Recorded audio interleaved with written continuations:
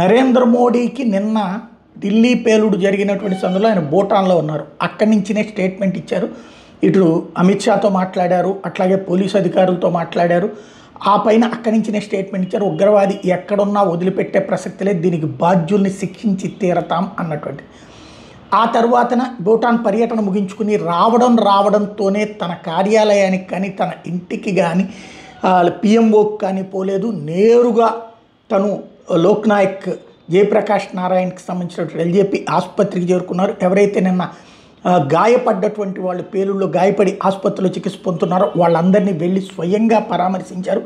Bomb బ్లాస్ట్లో గాయపడినటువంటి బాధితుల్ని వాళ్ళ ఆవేదనతో తీవ్రంగా బాధపడ్డారు. ఆయన కూడా ఆ వెంటనే జరిగినటువంటి మీటింగ్లో ఏదైతే ప్రత్యేక సమావేశాన్ని ఏర్పాటు చేశారు, రాజ్నాథ్ సింగ్, నిర్మలా సీతారామన్, అమిత్ షా, అజిత్ దోవల్, అట్లాగే రాజ్నాథ్ సింగ్ వీళ్ళందరితో కూడా మీటింగ్ ఏర్పాటు చేశారు.